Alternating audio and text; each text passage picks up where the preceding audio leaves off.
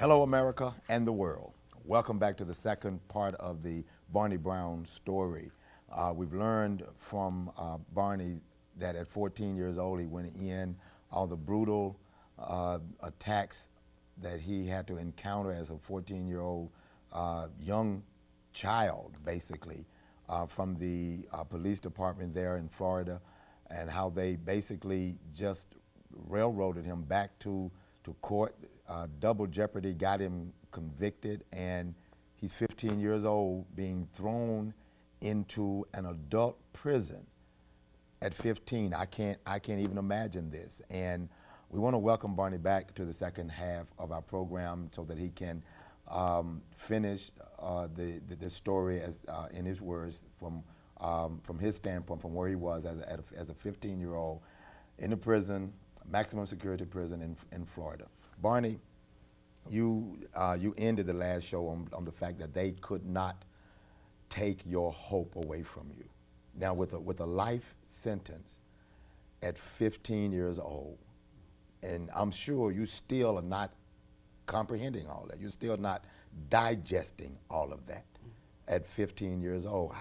How were you thinking? What was going on in your mind at 15? Well, at 15, in the prison system, I recognized that this was a place where you would be punished at. This would be a place where they would really destroy you at. You would have to stand strong. You would have to face a lot of challenges. I recognized that, and I said to myself that I know that I shouldn't be here. Right. And I know that someday that I'll walk out this place if I can survive and if I can get through and some of the things I'm going to face there. Right. So I said in my mind early on that I would do everything I could to make the best of a bad situation that I found myself in. I call it a tragic optimism that I felt. That I would still be optimistic. I would utilize this as an opportunity to empower myself, to embetter myself. Okay. Well, I had been brought up in a Christian family, and my mother always instilled in me to believe in God, to trust in God. Right. No matter what circumstances looked like, that they could change at any time. So with that mentality and coming from that background, even my father had given me lessons about baseball. He told me that the most important thing in playing baseball, as a shortstop, you need to keep your eye on the ball. Right. Never lose focus. If you can keep your eye on that ball, you can pick it up clean and you can make the throw. And that had always worked it in my life, always being focused on whatever I get into, just to keep my eye on the ball. So it was sort of a concept that I would take as a 15-year-old into an adult prison. Right. That I'm not going to fall off into the things that are here. I'm just going to try to survive and take what's good out of the prison system and leave everything that's bad there. All right. Coming into the prison system, I found that the challenges were great. Yes, sir. I was going to need help all the way. Yes, sir. Yes, sir. Well, initially I was confronted with, a lot of hardliners in the prison system. But I was never really what I considered to be a coward. I had a little heart within me. So at times I would have to stand up, stand up. When people tried to take advantage of me, I would just take a stand that I'm not going to be abused. I'm not going to be taken advantage of. And each time I did that, older prisoners would come to my aid. Good. Strangely, they would come and say, "Hey, don't bother the kid. Leave him alone." Right. I had a lot of that going for me. Well, I began to, like I said, to apply myself. The guy that slept next to me was an ex-judge. Yes. The guy that slept next to you in the prison was a former judge. Wow. His name was Joseph Peel, and he was accused of having another judge killed who was challenging his bench seat. Wow. But anyway, Judge Peel told me that, Barney, you need to educate yourself. Continue your education. Right. Strive to get a good education, learn to read. Okay. If you learn to read, Barney, you will find the way out of here. Okay. So I took his advice. I began to go to the library and just read about everything, Africa, cowboys, lizards, snakes, anything I can read about. Right. And eventually I became an excellent reader. I completed school there. I got the high school diploma. I became one of the first inmates in the state of Florida to get a college degree. Wow. I got an Associate of Art degree inside of prison. Wow. And all during the time I'm studying writing the court, I'm studying telling people that I was wrongfully in prison. Well, around about 4 or 5 years into my incarceration, the warden called me into the office. And he says to me, Barney, I heard that you're going around the prison saying that, you know, you're innocent and you shouldn't be in prison. He said, that brings a lot of attention to this prison, and I don't like that. I heard you're writing a lot of letters outside of the prison saying that you're wrongfully in prison. And I told him, I said, Ward, I truly am an innocent person inside of prison. He said, well, you need to keep that to yourself. Wow. I don't want to hear any more of that. Wow. I This said, is the "Well, warden. This is the warden of the prison. I told him, I said, Warden, I have to say it because it is so. He said, well, if you continue that way, I'm going to deal with you. Wow. Well, I didn't listen to the warden. I kept saying that I was wrongfully in prison. Anybody, can you help me? I kept writing the NAACP, any organization that I could, trying to find some help. Well, just like he said, he dealt with me. They woke me up 3 one morning, they put me on a bus and they sent me to Florida State Prison, which is the worstest prison in the state of Florida. Wow. It's where they house the death row inmates. I get to Florida State Prison, there's a lot of stabbing and it's just a wild environment, very wild. And they give me a job working there to feed the death row inmates, to push the carts back. The officers didn't even want to do it. Wow. And nobody else in their right mind would take it, but I took the job for some reason. And I would push the cart back on death row to feed the guys on death row. And they had some serial killers back. They had all type of people back there. But they were, to my amazement, they were very intelligent men. Right, yes. You know, yes. they were, most of them had lots of books in their cells, and I was fascinated by books.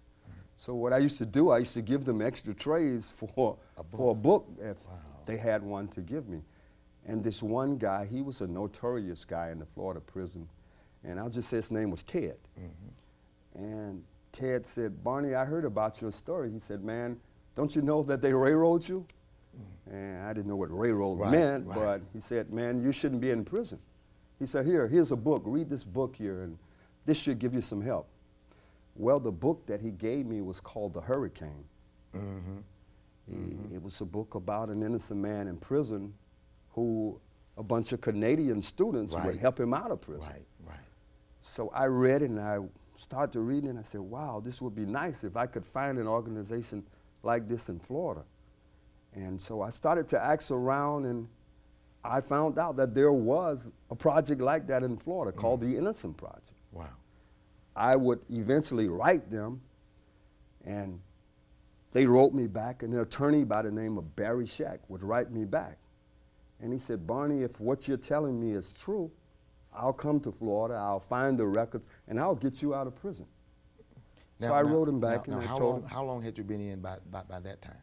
By that time, I was close to 30 years in prison then. Close to 30 years. Yes. Now, I want you to because you mentioned something to me that I thought was very, very interesting that I feel like needs to be said, because there are inmates, especially here in Paducah, Kentucky, that are going to be looking at this program at the jail. And it's something that you said that, to me, stands out because it helped you to open that door up. When you said a minister came to prison. Yes. To talk to you about getting yes. real with God. I want you to talk about that, because this basically sets you up for yes. the Innocence Project situation. Yes. Well, in prison, for many years, you know, I read the Bible and I studied the Bible, but I believed that I could find a way on my own. Right. I had become a skillful reader. I read many, many law books now. And I began to understand the process of double jeopardy, the Constitution, Fifth Amendment, and all those things came clearly to my mind. Right. Now, I knew that I was wrongfully in prison, Right. just based on the Constitution. Right. So somewhat dependent on God was not, it was a thing, you know, I believed in God, but I was dependent on my own ability Right. to get me out of this situation, to find a way. Right.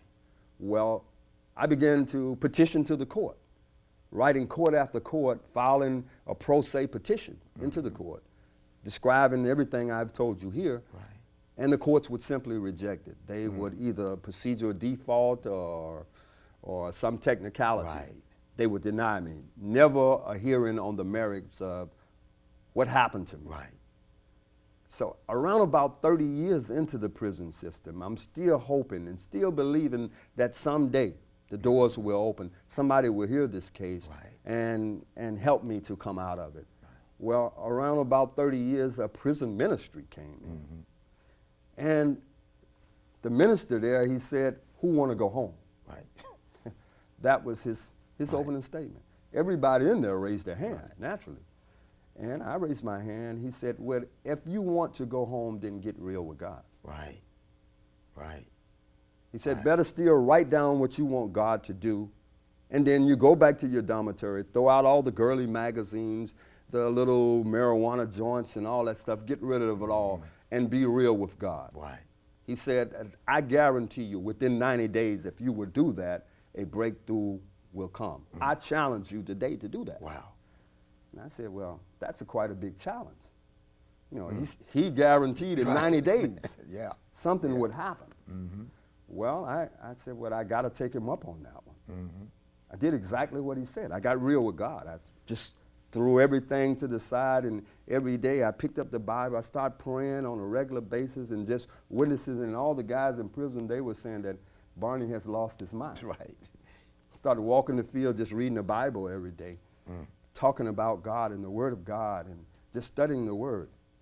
Well, I'm sitting on the rec field one day, and this old guy come up to me, and he says to me, he says, "Barney, could you help me out with this paperwork?" I said, "Yeah, I'll fill it out for you." He said, "You might want to fill out one of these too." Right. Right. Well, fill out the paperwork for him, and I was reading what he was filing. He was actually filing paperwork to the Innocence Project, Right. which I had already learned that existed, Right. but I had not took the initiative to write the Innocence Project. Right. Well, I filled out one for him requesting their assistance, and I filled out one for myself. Right. Now this is within the Yes. within the 90 days after the guy had told you, right? Had told me this. Well, he filed his paperwork to the Innocence Project. They filed the motion for him for a DNA test. They denied his. Wow. Denied. Okay. I, in turn, get a letter back from Barry Scheck, Okay. who says that, "Barney, I'll come and search for the records." He comes to Florida, goes to Dade County, and he finds to his amazement that there are no records. Right. They don't know how I got in prison or why I'm in prison. They don't know anything about me. All of the records have supposedly been lost or destroyed. Wow. Barry Scheck writes me back, and he says, "Barney, you're like a dead man in prison." They don't have any records. He said, "But what I want you to do is to still go forth, file the motion for a DNA test. And that will at least get you to a court hearing, Right. and then you can tell the judge what has happened to you." Right. I did what he said, sent it in, and 30 days later, I find out that they had granted me a hearing. Wow. I would be going, now 34 years had passed. Wow. I find now that I will be going back to Dade County. And I was all excited. Finally, I would have my day in court. I would be able to tell this judge what had happened to me, Right. how I ended up in the prison system. I get there, and when I get there, the judge, I go before a judge. His name is David Young. And I tell him everything that I've shared with you. Right. And he said, "Barney, you know what? It's a good story, but I don't believe it. Wow. You can't prove anything you say. There's no records of anything that you're telling us. He said, Barney, I'm going to send you back to prison. You go back to prison, do your time, and don't waste our time. I said, but Judge, he said, no, don't say anything else. Wow. Just go back to prison, do your time. And I was naturally devastated. Already 34 years. I've waited 34 years to get before a judge to tell it, and then he doesn't believe me. And then, to my amazement, he says that there are no records. Just as Barry Scheck had said that all the records had been hidden or destroyed or whatever. Well, I told my mother about it, and you know, my dad had always been angry about my incarceration. He was trying to work. He wasn't a wealthy man, but he was trying to get up enough money to hire a good attorney to represent me. Well, he never was able to achieve that before he passed away. Wow. But my mother, she took the house over and she mortgaged the home. And she did get me an attorney. She got me an attorney by the name of Michael Hersey. Mr. Hersey is on these films here. Right. He's a black attorney out of Fort Lauderdale. And Mr. Hersey would go down to Dade County and search all over for the records, and he found out there are no records. Wow. He learned there is no DNA. Wow. So Judge David Young concluded that there's no merit to anything I say. He's going to send me back to the prison system. Well, Mr. Hersey said, Barney, I can't find the records. I'm going to resign from the case. Wow. So you can get another attorney here in Dade County that may have a better shot at finding it.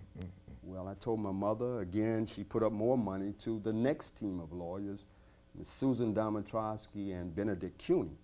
They would come on board. Right. Now, 36 years have gone by in the process of waiting through the courts for this case to play out. But back to David Young never entered the order to send me back to the prison. A strange thing happened. A week after he told me that, he gets a letter from New York, a call from New York to become a court TV judge. Right. Like Judge Judy, Right. Judge Joe Brown. Right. And he accepted and moved on to court TV. Became a court TV judge. My case is still there on the docket. The next judge come on is Judge John Thornton. Judge Thornton looked at the paperwork just to finalize to deny it and send me to prison. But then when he looks at it, he says, wait a minute, something is seriously wrong. This man was a child when he went in, and you know, how do they try him one time and then try him again? Right. Right. He said, hold on, I'm not sending him back to prison. We're going to hold a hearing on this. Right. If he can come up with any paperwork to prove that, you know, this actually happened, I will set him free. Well, that's an incentive. With the new team of lawyers out of Dade County, I go in and I pray, ask God, you got to give me something. Right. And I fall asleep, and in a deep sleep, I see 3 sheets of paper. And on the 3 sheets of papers, it says that you are free. I called this lady, Susan Domatrosky, and I said, Susan, you got to go back and look again. She had searched all the archives in Dade County, came up with nothing. I told her, there's 3 sheets of paper out there. She said, Barney, where did you get that from? I said, well, God revealed it to me in a dream. She said, hold on, we're not going this God stuff. Right. We need factual information. Can you think of anything? And all of a sudden, it came back to me the name of the first judge that I appeared to with my eyes swollen up. I remember struggling to look at the nameplate on his desk, and it said Judge Ferguson. I was able to focus it in. So I told her, I said, his name was Judge Ferguson. She said, who? Wow. The first judge I went to before. She said, well, okay, that's something that we can work with. She goes back to the archive. She asks all of the people to work there to diligently search for the docket sheets of a Judge Ferguson in 1970, around March of 1970. Well, the girls there, they volunteered. After hearing of my story, they volunteered their time. They searched and they searched. They searched in warehouse all over Dade County. I mean, mildew paperwork, papers that had survived the storms and hurricanes of Dade County. And about 3 a.m., one of the girls screamed. And amazingly, she had found 3 sheets of paper. Wow. Just 3 sheets of paper. Wow. One said I had been tried on April 30th, 1970. One said I had been acquitted of all charges. Wow. And the last sheet said I had been released to my parents. Wow. Wow. So now with the 3 sheets of paper that we had actual evidence that what happened to me is true, just as I told it to you. Right. But we had only one problem now, that Judge Thornton had been moved to another division. And they had brought on yet another judge. And 2 more years had elapsed. It would be 38 years now. Wow. Well, we go before the judge right here in the center, Judge Antonio Marion, who's a Cuban immigrant, came to this country during the Mario boat lift, got into law, became a prosecutor, a private attorney, had a full spectrum of the law, understood the times of the 70s, the racial unrest and all of these things. But more so, understood the law. Right. He heard the argument of Mr. Ben Cuny. Mr. Cuny argued before him that I had been tried as a child, found not guilty. They literally kidnapped me out of the juvenile system and tried me again in the adult court system and sent me away to prison. Jesus. Judge Marion concluded that this was wrong. It was all illegal. I never should have done 1 day in the prison system. Jesus. And based on that, he did something that judges rarely do. He stepped down from the bench, and I didn't know what he was going to do. He walked over to me, standing there in the courtroom, and he put his hands on my shoulder like this, and he said, "Barney, what they did to you was wrong." Jesus. But he said, "It's an honor and a privilege to right this wrong today. It's what my career has all been about, to come to a moment like this, that I can right a grievous injustice." He said that, "Barney, I'm going to release you after 38 years." Jesus. And he entered an order immediately releasing me from prison Lord have mercy. after 38 years. Well, the system was in a frantic. They rushed me to the cell. They told me, "Get everything you got. We got to get you out of here." And they rushed me to the back door of Dade County Jail. And they No literally, phone call or nothing? no phone call, no nothing. They said, "We got to get you out of here." And they literally threw me out the back door like a discarded piece of trash. Jesus. And I was standing there. I had nothing more than a brown folder. And I'm standing there in the pouring down raining. It was raining. And I'm standing there and I'm trying to figure it all out.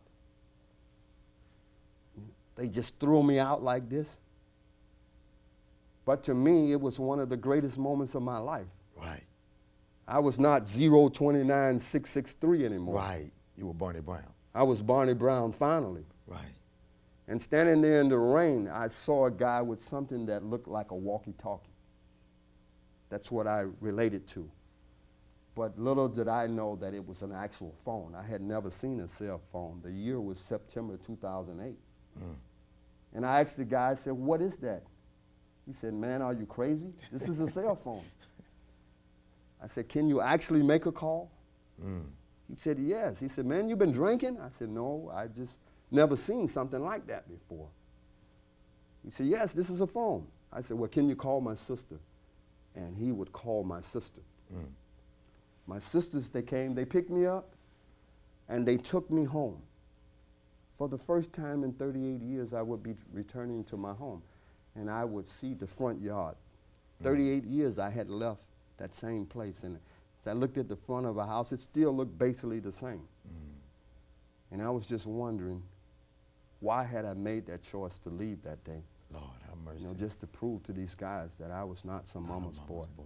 Man, you know, we got about 3 minutes, man, left. And I don't even know where to go from here, but I want, you've been out for 3 years now. You cannot get any Medicaid. You can't get any kind of government help. You can't get, they have not compensated you for nothing. They've not even apologized to you for the wrong that they've done. How are you surviving after 38 years and for these three years? Well, to put it short, I lived on handouts. People have came even the clothes that I wear today, all given to me. Everything that I have, it's being given to me. The bow tie that I wear, it was given to me by Mr. Cuny. He also wears bow ties. It's the hallmark of his career. But it has the scales of justice on it. Wow, yeah. And he told me that sometime the scales of justice can be flipped. So I wear the tie upside down. Oh, okay. Okay, I noticed that. It's what it represents. But everything has been given to me. Even the trip here was all given by the peoples of Kentucky. So everything that I get basically comes from the peoples. The state of Florida still will not admit that they wronged me. In fact, they're fighting against any type of compensation. They said basically because while I was in prison that I was charged with manufacturing a homemade knife. And that disqualified me from any compensation. Isn't that something? But I was in the most brutal prisons in the state of Florida as a child. Yeah. They don't seem to think that that matters. There are laws, it's called the clean hands law. If you had any conviction before you were in prison, or while you were in prison, or after you got out of prison, it eliminates you from compensation. So on that issue alone, they are fighting against me. Wow. And they also say that, well, you know, we did convict him. The second conviction was a legal conviction, even though it was unconstitutional. Right. So they argue all these issues against compensation. I don't know if I will ever be compensated. Wow. You know, but it doesn't really matter because no amount of compensation. Right. They gave me $100 million. They could not give me the equivalence of what was taken from me. 38 years. 38 years, and by the way, the 38 years is the longest in the history of the United States. No other person can lay claim that they did 38 years wrongfully in prison. Right. Yes, some did more than 38 years, but not wrongfully. Not wrongfully. I'm the only person that can lay claim to that, from the age of 14 to the age of 53 in prison. All of that wiped out of my life. So compensation, what can they how do? Can they compensate? Exactly. Man, listen, this has been powerful, and I'm just grateful that you took the time to come and to give us your story. Thank God bless you, man, and I'm looking for God to do supernatural things in your life. I really am. Thank you again for listening and watching Life After Lockup. God bless you. You have a marvelous day.